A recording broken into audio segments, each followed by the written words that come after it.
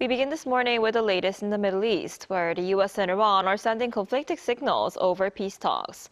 While U.S. President Donald Trump signaled an agreement could be reached soon, Iran said Israeli strikes on Lebanon had led to a suspension of communications with Washington. Our Park Kun-woo starts us off.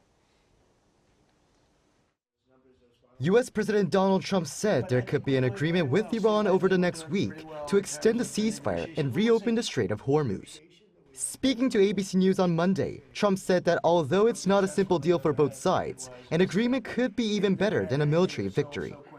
Taking to Truth Social, Trump said negotiations with Iran were progressing at a rapid pace.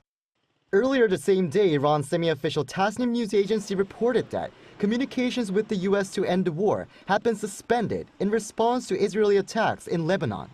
It also said Iran could fully block the Strait of Hormuz and warned that it could activate other fronts, including the Bab al-Mandab Strait at the entrance to the Red Sea, alongside Iranian allies. Tehran's foreign ministry said the U.S. bears direct responsibility for Israel's attacks in Lebanon and warned that a breach of the truce on one front would amount to a violation of the ceasefire on all fronts. One of the clear reasons for the escalation of the crimes of the Zionist regime in Lebanon in recent days can be nothing other than the undermining of any possible prospect for diplomatic processes to lead to some form of improvement in the situation. And this responsibility again lies with the United States. These U.S. actions are not merely violations of the ceasefire. Bagai also stressed that the Lebanon ceasefire remains a fundamental condition for any negotiations aimed at ending the conflict. In a separate social media post, Trump said he had helped mediate efforts to halt hostilities between Israel and the Iran-backed Hezbollah group in Lebanon through calls with both sides. He said no troops would be sent to Beirut and that any forces already en route had been turned back.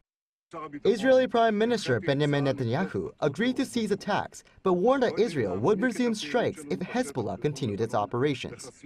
The Lebanese embassy in Washington also said Hezbollah had accepted a U.S. plan for a mutual cessation of attacks. While tensions remain despite the temporary ceasefire, Israel and Lebanon are scheduled to hold a fourth round of peace talks in Washington through Wednesday under U.S. mediation. Park Kun-woo, ArirangNews.